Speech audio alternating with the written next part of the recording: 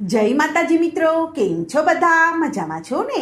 હું છું સોનલ. સ્વાગત છે તમારું આપણી યુટ્યુબ ચેનલ ચામુંડા સ્ટુડિયોઝમાં. મિત્રો, આજે હું તમારી માટે લઈને આવી છું પુરુષોત્તમ માસની કથા, અધ્યાય 30મો, પુરુષોત્તમ મહાત્મય ફળ. સૂત પુરાણી બોલ્યા કે હે સોનકાદિક મુનિઓ, નારદજીએ પૂછ્યું કે બધા દાનોમાં શ્રેષ્ઠ દાન કાંસાના સંપુટનું કહો છો, તો તેનું કારણ શું છે? આનો ભગવાન નારાયણે જે ખુલાસો કર્યો હતો તે હું તમારી સમક્ષ જણાવું છું. પૂર્વે કૈલાસમાં પાર્વતીજીએ એક વખત આ વ્રત કર્યું હતું. તેમણે મહાદેવજીને પૂછેલું હતું કે મારે કયા પ્રકારનું ઉત્તમ દાન કરવું જોઈએ.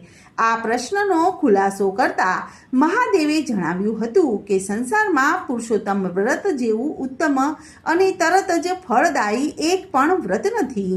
આ વ્રત માટે બ્રહ્માંડમાં જેવા ગોળ આકારનું સંપુટનું દાન કરવું જોઈએ.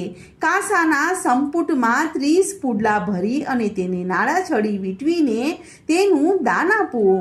એથી તેને બ્રહ્માંડનું દાન કર્યાનું પુણ્ય મળે છે. શક્તિ હોય તો 30 સંપુટ આપવા. પવિત્ર પુરુષોત્તમ માસમાં શ્રદ્ધાળુ સ્ત્રી અને પુરુષોએ સ્નાન, ધ્યાન, વ્રત, નિયમ, તપ અને કથા શ્રવણનો અવશ્ય લાભ લેવો જોઈએ. બધા સાધનો કરતાં આ માસનું અનુષ્ઠાન એ જ ઉત્તમ સાધન છે. આ માસમાં મહાત્મય સાંભળનારના બધા પાપનો નાશ થાય છે. પૃથ્વીની પ્રદક્ષિણા કરવાથી અને ગંગા સ્નાનથી જે ફળ મળે છે તે જ ફળ પુરુષોત્તમ માસનું મહાત્મય સાંભળવાથી મળે છે. ક્ષત્રિયને રાજપાટ મળે છે. બ્રાહ્મણ જો સાંભળે તો તેને જમીન અને જાગીર મળે છે. વૈશ્ય સાંભળે તો તેને દ્રવ્ય મળે છે અને શૂદ્ર સાંભળે તો તેને મુક્તિ મળે છે. આ માસમાં પુરુષોત્તમ ભગવાન મોરલી અને પીતાંબર ધારણ કરી અને શંખ, ચક્ર, પદ્મ અને કટી મેખલા, કુંડલ આદિ ધારણ કરનારનું ધ્યાન ધરવાથી અથવા જપ કરવાથી સર્વ પાપોનો નાશ થાય છે. તેને સુખ અને શાંતિ સાંપડે છે. ભગવાન પુરુષોત્તમનું ભક્તિ ભાવપૂર્વક પૂજન આદિ કરવાથી ઇન્દ્રદ્યુમ્ન, શતદ્રુમ્ન, યૌવનાશ્વ, ભગીરથ વગેરે ભગવાન પાસે જઈ શકતા હતા. સૂત પુરાણી પાસેથી આ કથા સાંભળીને સોનક આદિ મુનિઓએ કહ્યું કે હે સૂત મુનિ, આપે અમોને ઉત્તમ ફળ આપનારી શ્રેષ્ઠ કથા સંભળાવી છે. માટે આપ સદા સર્વદા ક્ષેમ અને કુશળ રહો અને હજારો વર્ષનું આવરદા ભોગવો.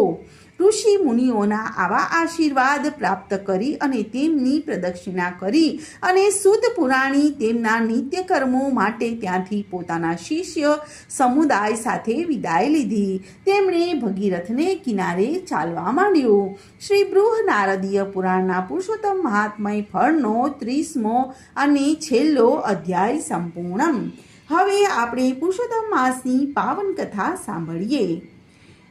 પરસેવાના પૈસાની કથા. અનંતપુર નગરીમાં રાજાનું નામ ચંદ્રસેન હતું. તે ઘણો દયાળુ અને પરોપકારી હતો. રાજકાજની સાથે સાથે ધર્મ ધ્યાન પણ કરતો હતો. વ્રત નિયમ કરે અને જપ તપ કરે. એવામાં પુરુષોત્તમ માસ આવ્યો.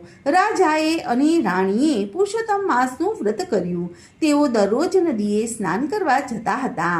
કાંઠા ગોરમાનું પૂજન કરી અને ત્યાં બેસેલ બ્રાહ્મણોને દાન દક્ષિણા આપી અને મહેલે પાછા ફરતા. બધા બ્રાહ્મણો રાજાની દક્ષિણાનો સ્વીકાર કરતા હતા, પણ એક બ્રાહ્મણ દક્ષિણા લેતો ન હતો. દેખાવે દરિદ્ર જણાતો હતો અને બ્રાહ્મણ નમ્રતાથી રાજાને ના પાડે. ત્યારે રાજા બહુ આગ્રહ કરે તો બ્રાહ્મણ કહી દેતો કે છેલ્લા દિવસે તમારે જે આપવું હોય તે તમે મને આપી દેજો.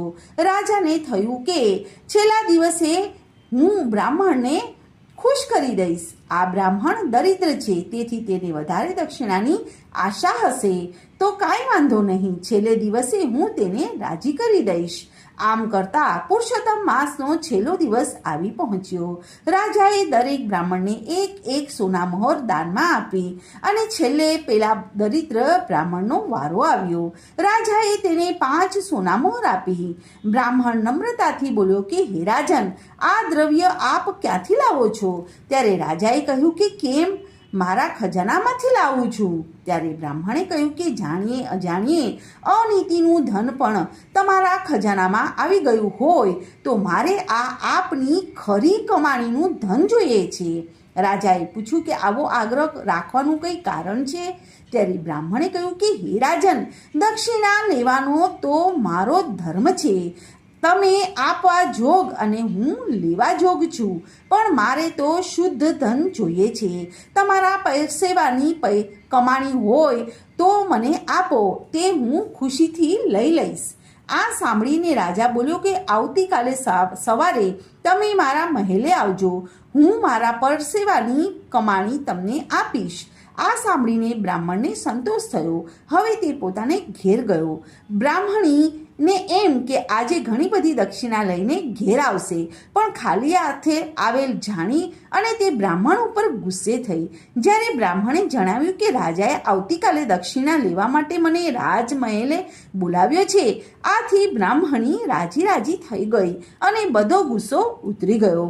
એને મનમાં થયું કે કાલે રાજા ઘણું બધું ધન આપશે એટલે પોતાનું દરિદ્રપણું ઓછું થઈ જશે. સવાર થવા આવી. રાજા ચિંતામાં પડ્યો. પરસેવો પાડીને કમાણી કરવાની હતી. જરા અંધારું થતાં રાજાએ મેલા ઘેલા ફાટેલા વસ્ત્રો પહેર્યા અને મજૂર વેશે મહેલના પાછલા બારણેથી બહાર નીકળી પડ્યો. જિંદગીમાં રાજ ચલાવવા સિવાય બીજો કોઈ પણ કામ કરેલું ન હતું, તેથી કોઈએ પણ તેને કામે ન રાખ્યો. ચાલતા ચાલતા ચંદ્રસેન એક લુહારની કોઢે પહોંચી ગયો અને લુહાર દાતરડા ઘડી રહ્યો હતો.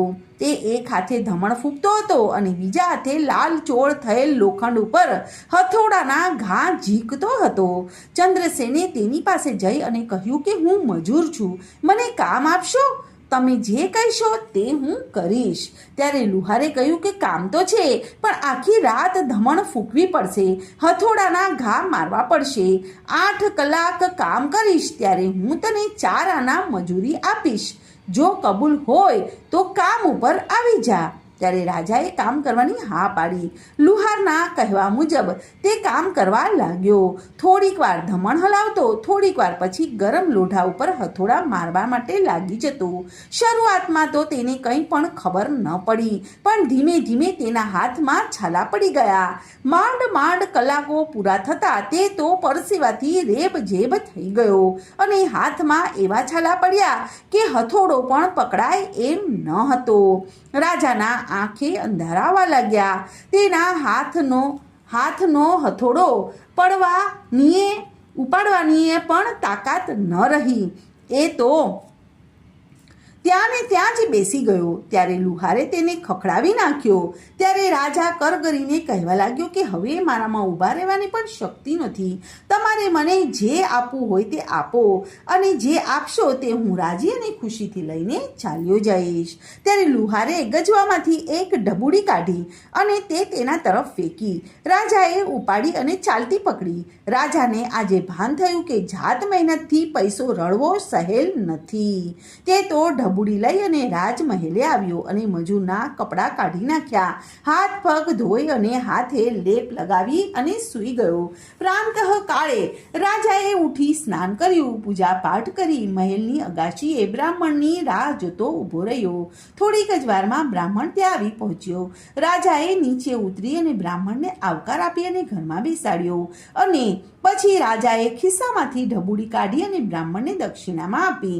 બ્રાહ્મણે પ્રેમથી દક્ષિણાનો સ્વીકાર કર્યો અને રાજાને આશીર્વાદ આપ્યા કે પુરુષોત્તમ ભગવાનની કૃપાથી તમારા ત્યાં 9 માસ થશે ત્યારે પારણું બંધાશે. આશીર્વાદ આપી અને બ્રાહ્મણ ઘેર ગયો અને જોડીમાંથી ઢબુડી કાઢી અને બ્રાહ્મણીના હાથમાં મૂકી. બ્રાહ્મણીને તો આ ઢબુડી જોઈ અને એવો રોષ ભરાયો કે તેણે ઢબુનો બહાર ઘા કરી દીધો અને બ્રાહ્મણને ભાંડવા લાગી. બ્રાહ્મણ તો ઢબુ શોધવા લાગ્યો, પણ ઢબુ ક્યાંય હાથ હાથમાં ન આવ્યો. ત્યારે તે ભગવાનને વિનવવા લાગ્યો કે હે પ્રભુ, મારી અજ્ઞાન પત્ની સામે તમે ન જોશો. બ્રાહ્મણીના હાથે ફેંકાયેલો ઢબુ તેમના જ તુલસીના ક્યારામાં દટાઈ ગયો.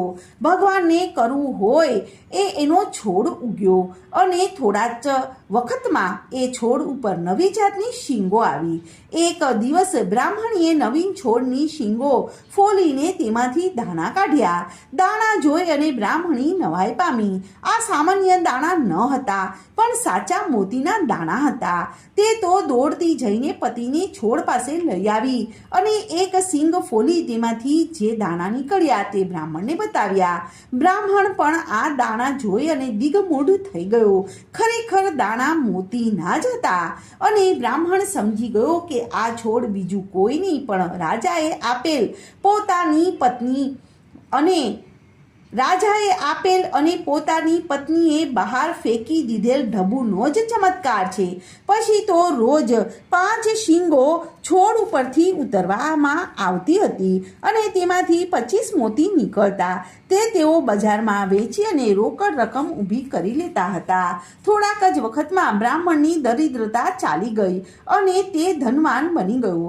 બ્રાહ્મણીને પણ પતિની શ્રદ્ધા ઉપર વિશ્વાસ બેઠો.